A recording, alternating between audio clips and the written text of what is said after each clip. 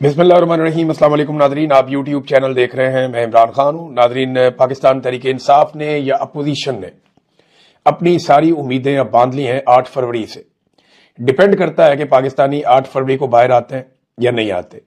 Overseas Pakistani بھی تیاری کر رہے ہیں، الگ الگ طرح کے پروگرامز کیے جا رہے ہیں 8 فروری کو لے کر، برطانیہ میں، امریکہ میں، یورپ میں، آسٹریلیا میں، دنیا بھر میں جہاں جہاں پہ پاکستانی موجود ہیں، جاپان میں، ہر جگہ پہ یہ کوشش کی جا رہی ہے کہ 8 فروری کی مناسبت سے پروگرام کیے جائیں اور پوری دنیا میں پاکستان میں ہونے والی دھاندلی اور انسانی حقوق کی پامالیاں ہیں، وہاں پہ رول آف لا نہیں ہے، پاکستان میں عدلیہ کو قید کیا گیا ہے، آئین کی دھجیاں اڑا دی گئی، بے شمار چیزیں ہیں، تو ان سب کے خلاف آواز اٹھائی جائے۔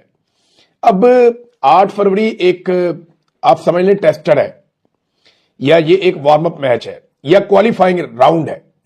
اگر پاکستان تحریک انصاف یا تحریک تحفظ آئین پاکستان یہ 8 فروری کو کامیاب ہو جاتے ہیں اور پاکستان کو بند کر دیتے ہیں ایک دن کے لیے، یا اس قسم کے مظاہرے یا اس قسم کے مناظر آ جاتے ہیں پورے پاکستان سے جن کے لیے پاکستانی انتظار کر رہے ہیں یا جو پاکستان کی اس وقت ضرورت ہے، تو پھر یہ کوالیفائی کر جائیں گے ایک بڑی تحریک کے لیے، یعنی پھر حکومت کے لیے اور اسٹیبلشمنٹ کے لیے خطرے کی گھنٹی بج جائے گی کہ انہوں نے ایک مرتبہ کر کے دکھا دیا ہے، یہ دوبارہ ضرور آئیں گے اور یہ مشکل پیدا کریں گے۔ دوبارہ یہ کب آئیں گے یہ میں آپ کو بتا دیتا ہوں، کیونکہ پھر اس کے بعد رمضان المبارک ہے، 8 فروری کے بعد 10 دن کے بعد رمضان شروع ہو جائے گا، اور چھوٹی عید کے بعد یعنی مارچ کے مہینے میں یہ رمضان کے اندر ساری ایکٹیویٹیز ہوں گی اور ساری چیزیں طے پائیں گی، اور پھر مارچ کے مہینے کے آخر میں بڑی اناؤنسمنٹ آ جائے گی کہ پورا پاکستان کب اور کیسے بند کرنا ہے۔ یہ 8 فروری کو اگر تو جو وارم اپ میچ ہے یا جسے آپ کہتے ہیں کوالیفائنگ میچ ہے، اگر وہ پاکستان تحریک انصاف جیت جاتی ہے تو پھر یہ فائنل کھیلنے کی کوشش کریں گے۔ اسٹیبلشمنٹ کی اور حکومت کی پوری کوشش ہے کہ 8 فروری کی ان کی کال ناکام ہو جائے اور اس دن یہ پاکستان کو بند نہ کر سکے، اور اگر کرے بھی تو میڈیا کو اس طریقے سے استعمال کیا جائے، پروپیگنڈا اس طریقے سے کیا جائے جس سے یہ ثابت کر سکیں کہ جناب 8 فروری کو تو پاکستان بند نہیں ہوا، اب وہ اپنا کھیل کھیلیں گے، اپوزیشن اپنا کھیل کھیلے گی، اور دونوں طرف پورا زور لگایا جائے گا۔ لیکن حکومت کو اگر 8 فروری کو پاکستان تحریک انصاف کامیاب ہوتی ہے تو حکومت کو اس بات کا آئیڈیا ہو جائے گا کہ اب یہ فائنل ضرور کھیلیں گے اور یہ اس معاملے کی طرف ضرور آئیں گے، کیونکہ عمران خان صاحب کا نیا جو ایک پلان ہے وہ یہ نہیں ہے کہ وہ ڈی چوک چلے جائیں گے یا وہ لاہور چلے جائیں گے یا وہ کہیں اور چلے جائیں گے، نہیں، وہ پہلے مرحلے میں پورا ملک بند کریں گے۔ ملک کے ہر کونے میں وہ نوجوانوں کو، اپنے ووٹرز کو، سپورٹرز کو کہیں گے کہ آپ سڑکیں بند کریں، گاڑیاں بند کریں، کاروبار بند کریں، ہر چیز آپ بند کر دیں۔ تو حکومت کا یہ شوق بھی پورا ہو جائے گا۔ ویسے بھی حکومت نے 3-3.5 سال سے پورا پاکستان ہی بند کیا ہوا، اب تو 4 سال ہونے والے، بیڑا غرق کر دیا انہوں نے پاکستان کی معیشت سے لے کر ہر چیز کا۔ تو 8 فروری کو پتا چلے گا، اگر 8 فروری کو یہ ناکام ہو جاتے ہیں، کامیاب نہیں ہوتے فرض کریں، تو پھر ان کو دوبارہ کامیابی کے لیے زور لگانا پڑے گا، لمبی کوشش کرنی پڑے گی۔ تو 8 فروری ایک ایسا پہلا پڑاؤ ہے جو انہیں ہر حال میں پار کرنا پڑے گا۔ اگر یہاں سے کامیابی ہوتی ہے تو پھر فائنل قریب ہے، اور اگر یہاں سے کامیابی نہیں ہوتی تو پھر فائنل دور ہے، انہیں دوبارہ سے پورا میچ کھیلنا پڑے گا۔ پاکستان تحریک انصاف نے پارلیمانی پارٹی کا اجلاس بلایا KPK ہاؤس میں اسلام آباد میں، اور وہاں یہ طے کرنے جا رہے ہیں کہ کس طریقے سے 8 فروری کو کامیاب بنایا جائے، اور عمران خان صاحب کی جیل کے اندر جو قید تنہائی ہے وہ ایک بڑا سیریس ایشو ہے جس کو ڈسکس کیا جائے گا۔ اچک زئی صاحب کا اپوزیشن لیڈر بن جانا یہ ایک طرح کی کامیابی ہے، اور اس میں دعوے کیے جا رہے ہیں کہ نواز شریف صاحب نے رول پلے کیا۔ نواز شریف کا لینا دینا ہی کوئی نہیں، لیکن عمران خان کے پاس حکومت بنانے کی طاقت تھی، عمران خان سے حکومت چھین لی گئی، پھر عمران خان کے پاس جو ہے وہ اپوزیشن لیڈر بنانے کی طاقت تھی، تو انہوں نے اپنا اپوزیشن لیڈر ایک پہلے نامزد کیا، اس کو نائل کر دیا گیا، تو انہوں نے دوسرا کر دیا۔ اب اس میں نواز شریف کا نہ لینا نہ دینا، لیکن کیونکہ یہ آئینی کام، قانونی کام بھی روک کر بیٹھے ہوئے ہیں، تو کیونکہ 4-5-6 مہینے گزارنے کے بعد، یعنی عمران خان صاحب نے تو اگست میں کہا تھا اور یہ نوٹیفیکیشن جا کے جنوری میں ہو رہا ہے، تو اتنے مہینے لگانے کے بعد یہ نہیں بتا رہے کہ اتنے مہینوں کے لیے ذمہ دار کون ہے۔ وہ یہ کہہ رہے ہیں نواز شریف کی بڑی مہربانی، بھئی نواز شریف نے ووٹ ڈالا ہے یا نواز شریف نے نامزد کیا ہے، یعنی ان چیزوں کا احسان آپ کیسے چڑھا۔ مثال کے طور پہ ایک آدمی کی کوئی اپنی چیز ہے، وہ اپنی چیز لیتا ہے کسی دوسرے آدمی سے اور وہ آدمی سے کہتا ہے کہ جناب میرا تیرے پہ احسان ہے کہ میں نے تیری چیز تجھے دے دی ہے. یہ کیسا احسان ہے؟ یہ تو بدماشی ہے, یہ تو گنڈا گردی ہے کہ بھئی ایک چیز کا مالک ہی نہیں ہے نواز شریف, وہ کیسے دے سکتا ہے دوسرے آدمی کو وہ چیز جو اس کا مالک ہے؟ یعنی مالک تو عمران خان ہے, اس نے اچکزئی کو دیا, تو نواز شریف بیچ میں نہ 3 میں نہ 13 میں, دیکھو میں تم سے چھین سکتا تھا, میرے پاس طاقت تھی, فوج میرے ساتھ کھڑی ہوئی ہے, آرمی چیف میرے گھر کے اندر ہے اور ساری چیزیں میں نے کنٹرول کی ہوئی ہیں, دیکھو میں نے میرا شکریہ ادا کرو کہ میں نے دے دیا تمہیں. یہ تو گھٹیا پن کی انتہا ہے. اور وہ میڈیا کو کہہ کر یہ خبر چلوا رہے ہیں کہ جناب آپ یہ خبر چلائیں کہ نواز شریف نے اچکزئی کو اپوزیشن لیڈر کا عہدہ دیا, حالانکہ نواز شریف نہ 3 میں نہ 13 میں. ناظرین ایک اور خبر ہے میرے پاس, وہ یہ ہے کہ پاکستان غذائی قلت کا شکار لگاتار تیزی سے ہو رہا ہے. اور یہ غذائی قلت اس لیے نہیں ہے کہ پاکستان کے پاس کھانے کے لیے کچھ نہیں ہے, یہ وجہ نہیں ہے, کھانے کے لیے ہے ہمارے پاس, لیکن وہ بہت مہنگا ہو گیا, غریب آدمی کی پہنچ سے باہر جا رہا ہے. غربت کی وجہ سے اور مہنگائی کی وجہ سے عام آدمی جو ہے ان کی ایک بڑی تعداد غذائی قلت کا شکار ہو رہی ہے. اس وقت جو لیٹسٹ اعداد و شمار ہے ان کے مطابق چاروں صوبوں میں غذائی قلت بڑھتی جا رہی ہے. بلوچستان کے لوگ ہمارے شاندار لوگ ہیں, وہاں پہ 30% سے زیادہ لوگ جو ہیں وہ غذائی قلت کا شکار ہیں, انہیں پورا کھانا نہیں مل رہا. یہ تو ایک تو آدھے پاکستانی غربت کی لکیر سے نیچے چلے گئے, لیکن پھر بھی انہیں روٹی مل جاتی ہے. لیکن یہاں پہ وہ لوگ ہیں جو روٹی کھانے کو بھی ترس رہے ہیں. بلوچستان میں 30%, سندھ میں 29% سے زیادہ ہے, پنجاب میں 22.5% ہے, اور خیبر پختونخوا میں 21.5% ہے.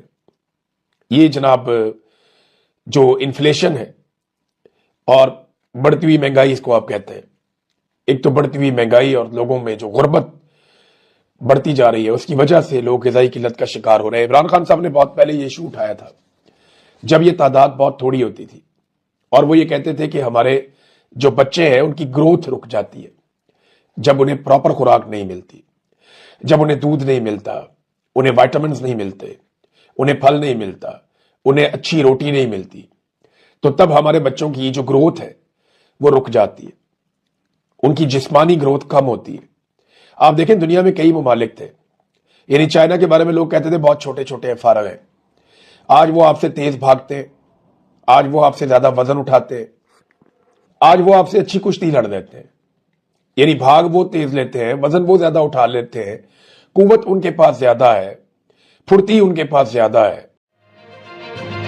کہ انہوں نے اپنے کئی دہائیوں پرانے مواقف کو ایک دم یو ٹرن لے کے بدل دیا.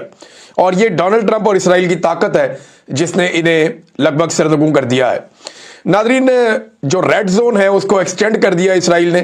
ایک اور ایکٹیویٹی ہوئی ہے, یعنی جو غزہ کے اندر اسرائیلی فورسز گھسی ہوئی ہیں, انہوں نے وہاں پہ ایک ریڈ زون بنایا ہوا ہے کہ اس ایریا میں کوئی داخل نہیں ہوگا, اور ایک بفر زون قائم کر دیا ہے اسرائیل کے مقبوضہ علاقوں میں اور غزہ کی پٹی میں. اب اس ریڈ زون میں اسرائیلی فورسز مزید اندر تک داخل ہو گئی ہیں غزہ میں. یہ رپورٹ ہوا ہے عالمی میڈیا میں, اور اس کے بعد اسرائیل کا قبضہ مزید وہاں پہ مستحکم ہو گیا ہے. لہذا جب تک مسلمان ملکوں کی فوجیں نہیں جاتی تب تک اسرائیل لگتا ہے کہ یہ ڈیوٹی ادا کرے گا, اور اس کے بعد صورتحال بدل جائے گی. ناظرین ملتان میں ایک فلسطین کے حوالے سے کانفرنس رکھی تھی سینیٹر مشتاق احمد صاحب نے. یہ وہی سینیٹر مشتاق احمد صاحب ہیں جو اسرائیل بھی گئے فریڈم فلوٹیلا پہ, اور وہاں پہ انہیں گرفتار بھی کیا گیا اسرائیل کی جانب سے, لیکن انہوں نے کسی بھی قسم کے دستخط سے انکار کر دیا اور معافی نامے سے بھی انکار کر دیا. انہوں نے کہا کہ میرا ملک کسی اسرائیل نامی ملک کو تسلیم ہی نہیں کرتا, تو میں آپ کی عدالت یا آپ کے نظام کے سامنے کیسے کوئی چیز دستخط کر سکتا ہوں. تو اب وہی سینیٹر مشتاق صاحب جو اسرائیل سے تو بچ کے آ گئے, لیکن اب وہ ملتان میں فلسطین غزہ کانفرنس کرنا چاہتے تھے. لیکن غزہ کانفرنس سے پہلے یہ آپ تصویر دیکھ سکتے ہیں, جس ہال میں انہوں نے کرنا تھا اسے سیل کر دیا گیا ہے. یعنی حکومت نے اقبال مارکی خانیوال کو سیل کر دیا اور بدترین اسرائیل نوازی کا ثبوت دیا ہے. لیکن ملتان میں کل ہر صورت میں فلسطین کانفرنس منعقد ہوگی انشاءاللہ. یہ آج کے دن کے حوالے سے کل رات کو سینیٹر مشتاق صاحب نے سٹیٹمنٹ جاری کیا اور مریم نواز صاحبہ کو مخاطب کیا. دیکھیں اب مریم نواز ہوں, نواز شریف ہوں, آصف منیر ہوں, شہباز شریف ہوں, بہت ساری کمٹمنٹ عالمی سطح پہ دی جا چکی ہیں اور اب پاکستان کی جتنی بھی حکومتیں ہیں انہیں ان کمٹمنٹس کو پورا کرنا پڑے گا، چاہے غزہ میں فوج بھیجنی پڑے، چاہے اسرائیل کے ساتھ تعلقات نارملائز کرنے پڑے، چاہے افغانستان کے ساتھ آپ کو ایک اور لڑائی میں کودنا پڑے، چاہے آپ کو اپنی معدنیات جو ہے وہ سستے داموں بیچنی پڑے، وہ جو بھی ہے جو آپ نے عالمی سطح پہ کر لیے ہیں معاہدے اور عالمی سطح پہ جو وعدے آپ نے کر لیے وہ تو آپ کو پورے کرنے پڑیں گے۔ اور اس سے پہلے بھی بہت دفعہ ایسا ہوا کہ جب کوشش کی گئی فلسطین کے لیے آواز اٹھانے کی، پاکستان میں اس آواز کو کچل دیا گیا، اور اس کی وجہ سے اسرائیلی اخبارات، ان کے تجزیہ کار، ان کا میڈیا، ان کے لوگ بہت خوش ہیں اور وہ یہ کہتے ہیں کہ پاکستان سے ان کو اب ٹھنڈی ہوا آتی ہے، پہلے کی طرح والے حالات نہیں ہیں، وہ ان حالات کو اپنے لیے فیوریبل سمجھتے ہیں۔ ناظرین، ایک اور خبر ہے عالمی سطح پہ، میں وہ بھی آپ کے سامنے رکھ دیتا ہوں۔ یہ پاکستان کے لیے ایک سے بڑھ کے ایک نیا پرابلم آ رہا ہے۔ یہ جی ایس پی پلس، یہ ایک سٹیٹس ہے جو پاکستان کے پاس ہے گزشتہ کئی سالوں سے۔ اس سٹیٹس کے تحت پاکستان کے جو تاجر اپنا مال لے کر جاتے ہیں یورپ کی منڈیوں میں، انہیں ٹیکسوں سے بہت بڑی چھوٹ ملتی ہے اور اس سے وہ ٹھیک ٹھاک پیسہ بنا لیتے ہیں، تو پاکستانی تاجروں کو اس سے بہت فائدہ ہوتا ہے۔ لیکن جی ایس پی پلس سٹیٹس اگر آپ اپنے پاس رکھنا چاہتے ہیں تو یورپی ممالک کی کچھ شرائط ہیں جن کو آپ کو پورا کرنا ہوتا ہے، اور اس میں زیادہ تر چیزیں جو ہیں وہ انسانی حقوق کے حوالے سے ہیں۔ اب یورپی یونین کے سفیر انہوں نے یہ سٹیٹمنٹ دیا ہے کہ پاکستان کو جی ایس پی پلس ترجیحی ٹیرف سکیم کے تحت اپنی ذمہ داریاں پوری کرنے کے لیے مزید اقدامات کرنے کی ضرورت ہے، کیونکہ اس پر جلد ہی نظر ثانی ہونے والی ہے۔ اب وہ یہ پچھلے سال بھی کہہ رہے تھے، اس سال دوبارہ سے ان کی یہ دھمکی آئی ہے کہ انسانی حقوق کے معاملات ہوں، جبری گمشدگیوں کا معاملہ ہو اور سول سوسائٹی۔ اچھا، ایک اور بڑا پاکستان کو فائدہ ہے، پاکستان میں جتنی بھی انسانی حقوق کی تنظیمیں ہیں نا، یہ جب یورپی یونین میں جاتی ہیں، امریکہ میں جاتی ہیں، اقوام متحدہ میں جاتی ہیں، تو یہ وہی بات کرتی ہیں جو پاکستان کی حکومت کہتی ہے۔ انٹرسٹنگ بات یہ ہے کہ پاکستان کی انسانی حقوق کی تنظیمیں کافی حد تک پاکستان کی اسٹیبلشمنٹ اور پاکستان کی سیاسی جماعتوں کے کنٹرول میں ہے، اور ان کا ایک گٹھ جوڑ ہے۔ یہ جو تنظیمیں ہیں یہ باہر جا کے وہ پکچر ہی نہیں بتاتے جو ریئل پکچر ہے پاکستان کے اندر، لہذا پاکستان میں انسانی حقوق کی تنظیموں کے حوالے سے بھی بہت سارا کام ہونا باقی ہے۔ چند چیزیں یہ رپورٹ کرتے ہیں، بہت ساری چیزیں یہ رپورٹ ہی نہیں کرتے، یہ بتاتے ہی نہیں کہ کیسے قتل عام ہو رہا ہے، کیسے جبری گمشدگیاں ہو رہی ہیں، کیسے مینڈیٹ چوری ہو رہا ہے، کیسے جعلی مقدمات میں سیاسی کارکنوں کو اٹھا کر جیلوں میں ڈالا جا رہا ہے۔ بہرحال جو ایک رپورٹ آئی ہے آئی ایم ایف کی، اس نے خطرے کی گھنٹی بجائی ہے۔ 7 امپورٹنٹ چیزیں جو اس رپورٹ کے اندر ہیں، یہ اویس حمید صاحب بڑے اچھے جرنلسٹ ہیں، انہوں نے اس کا خلاصہ نکالا ہے، اور بہت سارے لوگوں نے کسی نے 5 نقطے نکالے، کسی نے 7 نقطے نکالے، کسی نے 12 نقطے نکالے، لیکن یہ بہت امپورٹنٹ ہے۔ پہلا جو نقطہ ہے آئی ایم ایف کی رپورٹ کا، یہ 180 صفحات سے زائد کی رپورٹ ہے، اس کا جو پہلا بڑا نقطہ ہے وہ یہ ہے کہ پاکستان کا تمام جو سرکاری سیکٹر ہے اس میں ہر سطح پر مسلسل اور تباہ کن قسم کی کرپشن پھیل گئی ہے۔ یعنی پاکستان کا سارا جو سرکاری سٹرکچر ہے اس میں بدترین کرپشن ہے اس وقت، اور کرپشن نے جڑیں پکڑ لی ہیں ہر جگہ کے اندر۔ نمبر 2، ریاستی اداروں میں بڑے پیمانے پر گورننس کے مسائل ہیں اور احتساب کا فقدان ہے۔ اچھا، اس میں ایس آئی ایف سی کا بھی حوالہ دیا گیا۔ اب جو ایس آئی ایف سی کا ادارہ بنایا گیا ہے جس میں پاکستان کی فوج بھی انوالو ہے، آرمی چیف بھی اس کے اندر شامل ہیں، اور بہت سارے لوگوں کو اس میں شامل کیا گیا ہے، فوجی افسران کو، جرنیلوں کو اس میں شامل کیا گیا ہے، تو یہ ایس آئی ایف سی کے حوالے سے کوئی سالانہ رپورٹ ہی نہیں ہے، نہ اس کی کوئی کارکردگی رپورٹ ہے، اس پہ کتنا خرچہ آ رہا ہے، یہ کتنی سرمایہ کاری لے کر آیا، کوئی چیز نہیں ہے۔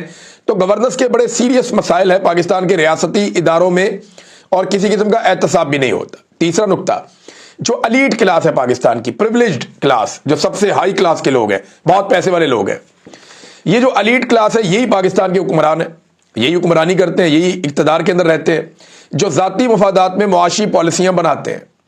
جیسے کہ شوگر والے ہیں، جتنے بھی شوگر مل مالکان ہیں وہ سارے کے سارے حکومت کے اندر رہتے ہیں، سیاسی جماعتوں میں شامل ہیں اور یہ مل کر حکومتیں بناتے ہیں۔ عمران خان صاحب کے ساتھ جہانگیر ترین آئے تھے تو وہ شوگر مافیا کا حصہ تھے، آج عمران خان کے پاس کوئی بھی ایک شوگر مافیا والا بندہ نہیں بچا، کیونکہ سارے کے سارے حکومت کے ساتھ چلے گئے۔ لہذا اس طرح سے الیٹ کلاس حکمران جو ہیں یہ ذاتی مفادات میں معاشی پالیسیاں بناتے ہیں۔ اس میں مثال دی آئی ایم ایف نے شوگر سکینڈل کا۔ نمبر 4 جو نقطہ انہوں نے اٹھایا کہ پیچیدہ ٹیکس نظام کرپشن کا بہت بڑا ذریعہ بن چکا ہے۔ پاکستان میں ٹیکس ہی کوئی نہیں دیتا، جو طاقتور آدمی ہے، جو بڑا آدمی ہے، وہ ٹیکس دیتا ہی نہیں۔ ڈائریکٹ ٹیکسز کا کوئی سسٹم ہی نہیں ہے پاکستان میں، وہ طریقہ ایک ہی ہے، تنخواہ دار طبقے پہ ٹیکس لگائی جاؤ، غریب آدمی پہ ٹیکس لگائی جاؤ، پیٹرول، بجلی اور گیس مہنگا کرتے جاؤ، کوئی ٹیکس کی اصلاحات پاکستان میں کی نہیں گئی. بدقسمتی سے پاکستان میں بہت سارے ادوار آئے لیکن کسی دور میں بھی ٹیکس کی اصلاحات نہیں کی گئی. عمران خان صاحب نے جب اس کا نام لیا تو اس کے بعد پاکستان میں اس وزیر کو ہی تبدیل کرنا پڑ گیا کیونکہ مافیا اتنے زبردست طریقے سے حملہ آور ہوا تھا. پھر اس کے بعد کرونا وائرس آ گیا لیکن پھر بھی معیشت تو چل ہی رہی تھی عمران خان کے دور میں. ابھی تو سطح ہی بیڑا غرق کر دیا انہوں نے پکڑ کے. بہرحال پیچیدہ ٹیکس نظام ہے, اس کو ٹھیک کرنا پڑے گا. پوری دنیا کے اندر لوگ ٹیکس دیتے ہیں لیکن اس کے بدلے میں لوگوں کو فائدہ بھی ملتا ہے. پاکستان میں یہ نظام بھی خرابی کا شکار ہے. نمبر 5, عدالتی نظام میں کرپشن اور پیچیدگی سرمایہ کاری میں رکاوٹ ہے. اب اس پہ بڑا ڈیٹیل انہوں نے لکھا ہے کہ عدالتوں کا تو بیڑے ہی غرق ہو گیا. پوری دنیا میں آپ جہاں پہ بھی اپنا سرمایہ لے کر جاتے ہیں نا, اپنا پیسہ لے کر جاتے ہیں, آپ اس بنیاد پر لے کر جاتے ہیں کہ اگر کسی نے میرا پیسہ چھیننے کی کوشش کی تو وہاں کا عدالتی نظام ایسا ہے کہ میں اپنا پیسہ برآمد کر لوں گا.